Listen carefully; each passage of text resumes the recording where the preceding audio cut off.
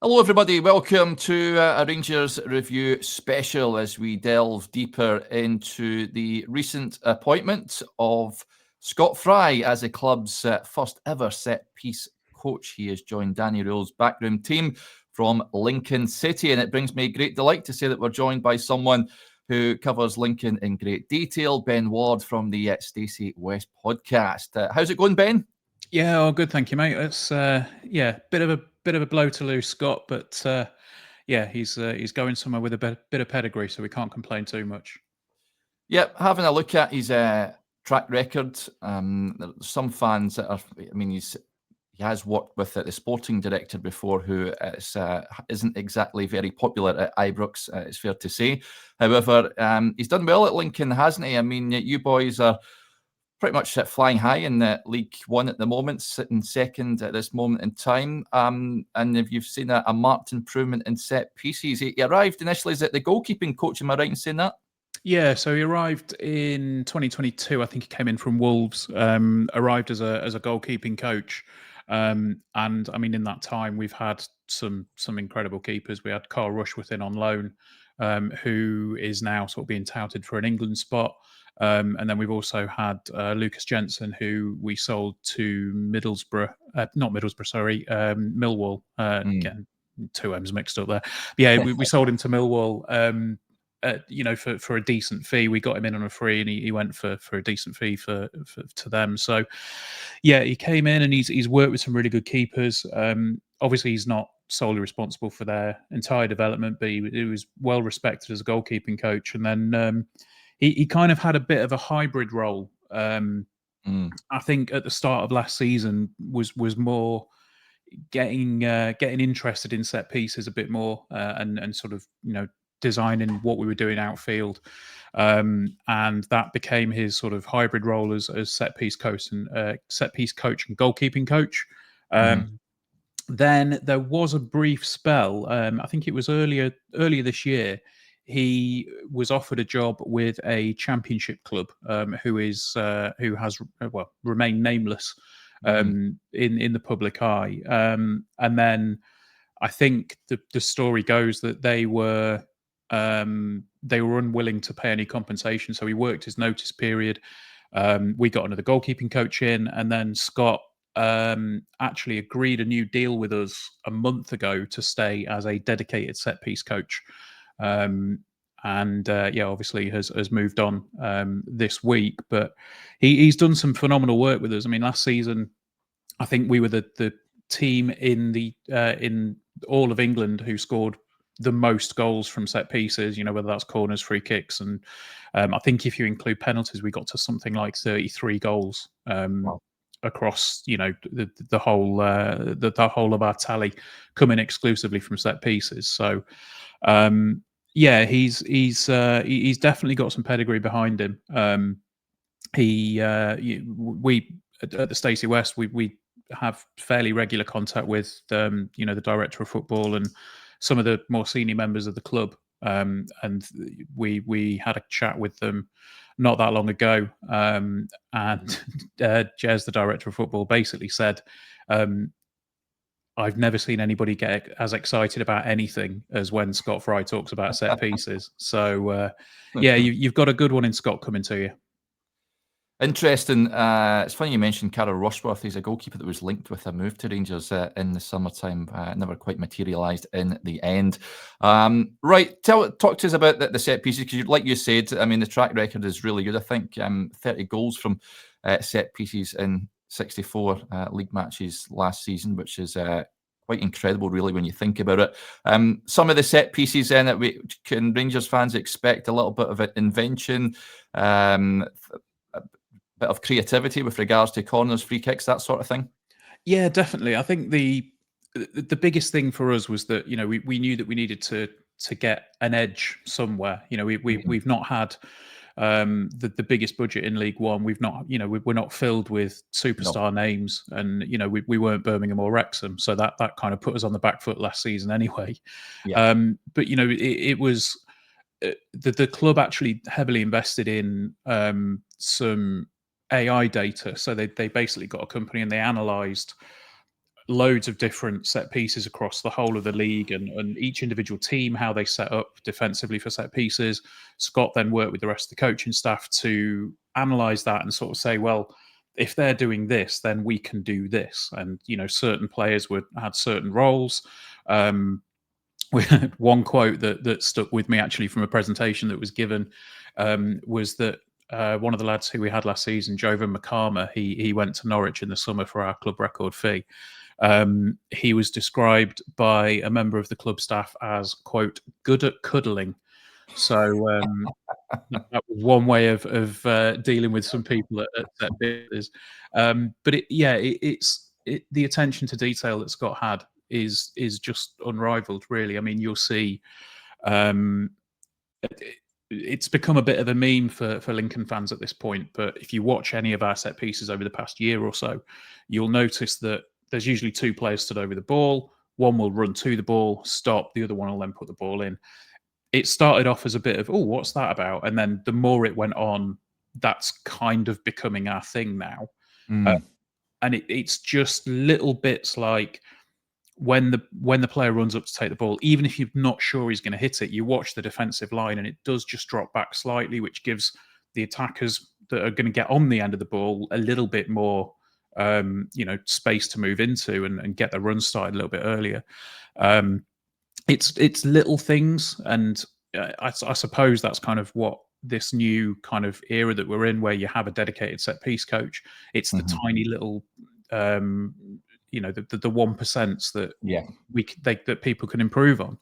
And then one thing that did actually come about last season, I think it was against Bolton, during the game, the guys on the bench noticed that the Bolton keeper was standing really far off his line and quite a way away.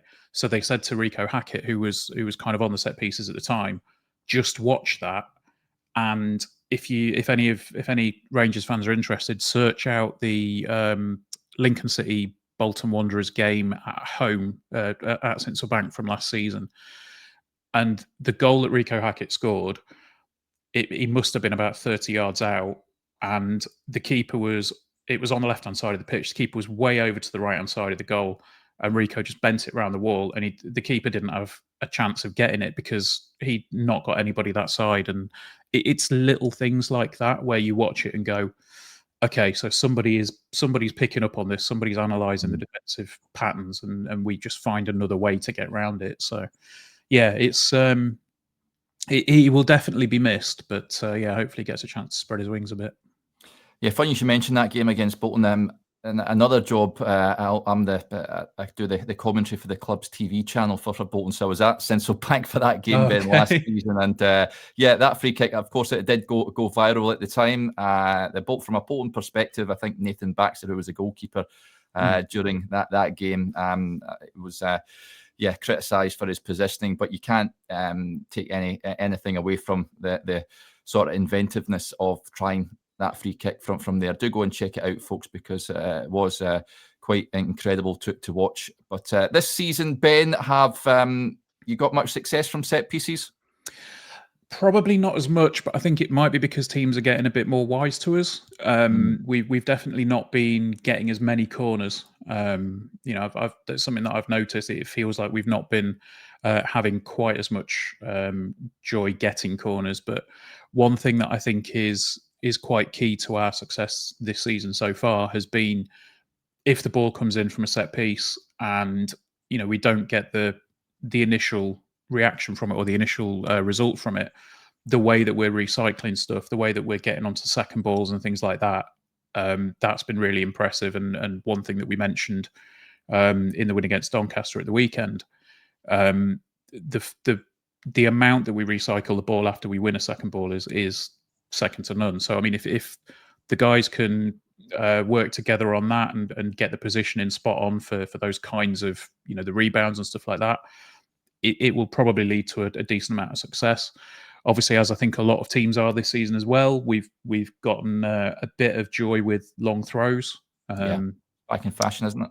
Yeah, absolutely. So our second goal at the weekend came from a long throw. It was an own goal, but it it might have ended up in the back of the net anyway. But the pressure that we're able to put on that, and that all, again, a lot of that does stem from Scott and his team. One thing that I do think is actually quite funny is that we obviously played Chelsea a little bit earlier on in the year in the Carabao Cup. Yeah. We heard afterwards that Scott was genuinely quite proud of the kickoff routine, which was literally knocked it back. We had two players in the centre circle. Player played it back to Freddie Draper, who just chipped it up and then punted it right into the air, and then just sort of a bit of hit and hope to try and get on the end of it. So, yeah, his attention to detail is second to none. Yeah, fantastic. At the other end of the pitch, Ben, has he improved you guys in a defensive sense from set pieces, corners, and free kicks that are getting whipped into your box? I would say so. I mean, we're a very strong defensive side anyway. We're a very big side at the back. We've got Sonny Bradley, Adam Jackson. They're both over 6 foot tall. They're both really robust central defenders. But I think, again, it goes back to that moment of trying to win the second ball, as well as the initial header. It's been a bit of a staple of ours, really, to be honest, just being strong defensively. So I think working that in with a sort of dedicated coach, and obviously I mentioned all the AI data as well, knowing or having an idea, obviously you're not going to know for sure, but having a rough idea of how teams are going to attack set pieces, it obviously helps for everything that's going on. Yeah. Now there's some Rangers fans, Ben, and not to discredit Lincoln in any way, shape or form, because they're a fantastic club. I do always enjoy heading down to Central Bank, but some have said moving from Lincoln to Rangers, is it too big a jump for this guy? Can you see him transitioning? Does it matter what sort of level and league you're playing at when you're a set piece coach as such? It's a fair question. What I would say is that if anybody had any doubts around Scott's ability, I don't. I think he'll do really well in the job. I think he'll make the transition really well.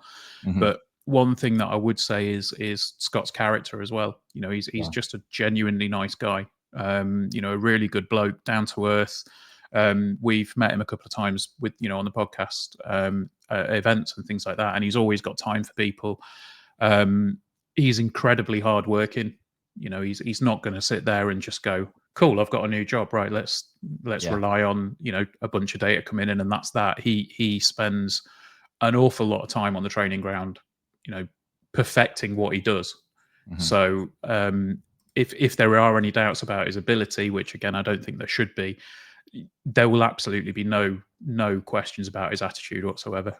Yeah. So in terms of you guys, is that left a bit of a void? You hopeful bringing in a sort of replacement to fill that gap? I think it will have left a bit of a void. It may be. I think it remains to be seen as to whether we're going to bring a replacement in. I would possibly be surprised if we did, because it from our perspective, it does free up a little bit of budget to maybe shift around and look to January a little bit more. But I know that it is, as much as Scott's name is on the door for a lot of the work, there is a sort of collaborative sense at Lincoln. Yeah.